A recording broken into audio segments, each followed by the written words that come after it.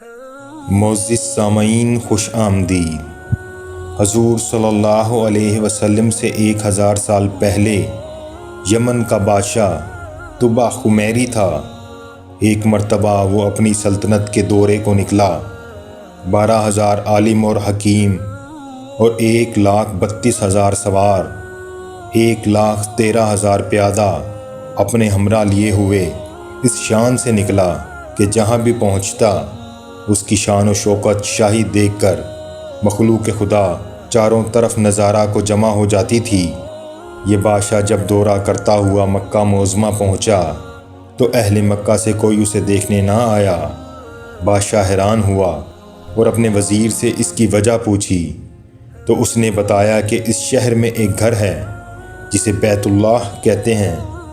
اس کی اور اس کے خادموں کی جو یہاں کے باشندے ہیں تمام لوگ بے حد تعظیم کرتے ہیں، اور جتنا آپ کا لشکر ہے اس سے کہیں زیادہ دور اور نزدیک کے لوگ اس گھر کی زیارت کو آتے ہیں اور یہاں کے باشندوں کی خدمت کر کے چلے جاتے ہیں۔ پھر آپ کا لشکر ان کے خیال میں کیوں آئے؟ یہ سن کر بادشاہ کو غصہ آیا اور قسم کھا کر کہنے لگا، میں اس گھر کو کھدوا دوں گا اور یہاں کے باشندوں کو قتل کروا دوں گا۔ یہ کہنا تھا کہ بادشاہ کے ناک، منہ اور آنکھوں سے خون بہنا شروع ہو گیا اور ایسا بدبودار مادہ بہنے لگا کہ اس کے پاس بیٹھنے کی بھی طاقت نہ رہی۔ اس مرض کا علاج کیا گیا مگر افاقہ نہ ہوا۔ شام کے وقت بادشاہی علماء میں سے ایک عالم ربانی تشریف لائے اور نبض دیکھ کر فرمایا، مرض آسمانی ہے اور علاج زمین کا ہو رہا ہے۔ اے بادشاہ، آپ نے اگر کوئی بری نیت کی ہے تو فوراً اس سے توبہ کریں۔ بادشاہ نے دل ہی دل میں بیت اللہ شریف اور خادم کعبہ کے متعلق اپنے ارادے سے توبہ کی۔ توبہ کرتے ہی اس کا وہ خون اور مادہ بہنا بند ہو گیا، اور پھر صحت کی خوشی میں اس نے بیت اللہ شریف کو ریشمی غلاف چڑھایا اور شہر کے ہر باشندے کو 7 اشرفی اور 7 ریشمی جوڑے نظر کیے۔ پھر یہاں سے چل کر مدینہ منورہ پہنچا تو ہمراہی علماء نے جو کتاب و سمایا کے عالم تھے وہاں کی مٹی کو سونگھا اور کنکریوں کو دیکھا، اور نبی آخر الزماں صلی اللہ علیہ وسلم کی ہجرت گاہ کی جو علامتیں انہوں نے پڑھی تھیں ان کے مطابق اس سرزمین کو پایا، تو باہم عہد کر لیا، ہم یہاں ہی مر جائیں گے مگر اس سرزمین کو نہ چھوڑیں گے۔ اگر ہماری قسمت نے یاوری کی تو کبھی نہ کبھی حضرت نبی آخر الزماں صلی اللہ علیہ وسلم تشریف لائیں گے، ہمیں بھی زیارت کا شرف حاصل ہو جائے گا، ورنہ ہماری قبروں پہ تو ضرور کبھی نہ کبھی ان کی جوتیوں کی مقدس خاک اڑ کر پڑ جائے گی جو ہماری نجات کے لیے کافی ہے۔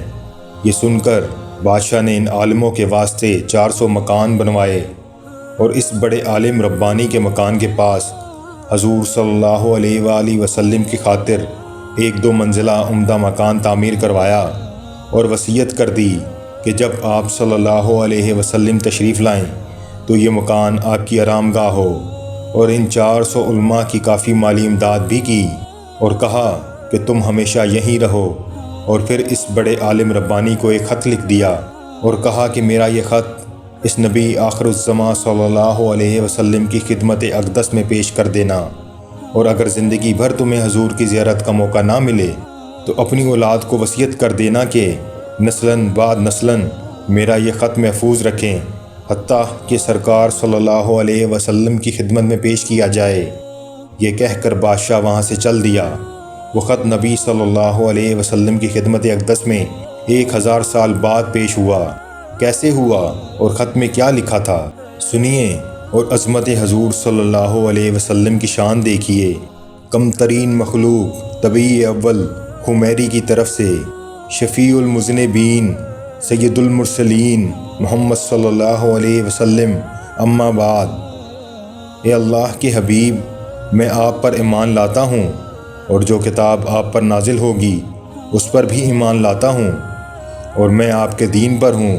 بس اگر مجھے آپ کی زیارت کا موقع مل گیا تو بہت اچھا و غنیمت، اور اگر میں آپ کی زیارت نہ کر سکا تو میری شفاعت فرمانا، اور قیامت کے روز مجھے فراموش نہ کرنا۔ میں آپ کی پہلی امت سے ہوں اور آپ کے ساتھ آپ کی آمد سے پہلے ہی بیعت کرتا ہوں۔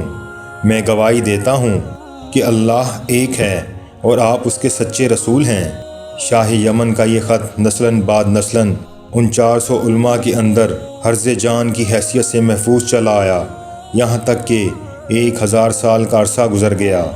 ان علماء کی اولاد اس کثرت سے بڑھی کہ مدینہ کی آبادی میں کئی گنا اضافہ ہو گیا، اور یہ خط 10 ب10 ماہ وصیت کے اس بڑے عالم ربانی کی اولاد میں سے حضرت ابو ایوب انصاری رضی اللہ تعالی عنہ کے پاس پہنچا، اور آپ نے وہ خط اپنے غلام خاص ابو لیلہ کی تحویل میں رکھا۔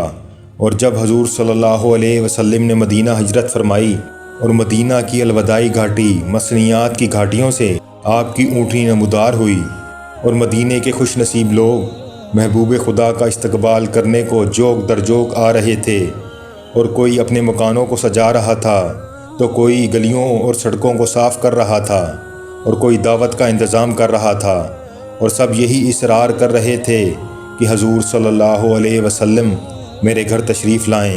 حضور صلی اللہ علیہ وسلم نے فرمایا کہ میری اونٹنی کی نکیل چھوڑ دو، جس گھر میں یہ ٹھہرے گی اور بیٹھ جائے گی وہی میری قیام گاہ ہوگی۔ چنانچہ جو 2 منزلہ مکان شاہ یمن طبع خمیری نے حضور کی خاطر بنوایا تھا، وہ اس وقت حضرت ابو ایوب انصاری رضی اللہ تعالی عنہ کی تحویل میں تھا۔ اسی میں حضور صلی اللہ علیہ وسلم کی اونٹنی جا کر ٹھہر گئی۔ لوگوں نے ابو لیلہ کو بھیجا کہ جاؤ حضور کو شاہ یمن طبع خمیری کا خط دے آؤ۔ جب ابو لیلہ حاضر ہوا تو حضور صلی اللہ علیہ وسلم نے اسے دیکھتے ہی فرمایا، تو ابو لیلہ ہے؟ یہ سن کر ابو لیلہ حیران ہو گیا۔ حضور نے فرمایا، میں محمد رسول اللہ ہوں۔ شاہ یمن کا جو خط تمہارے پاس ہے لاؤ، وہ مجھے دو۔ چنانچہ ابو لیلہ نے وہ خط دیا۔ حضور نے پڑھ کر فرمایا، صالح بھائی، طبع کو آفرین و شاباش ہے۔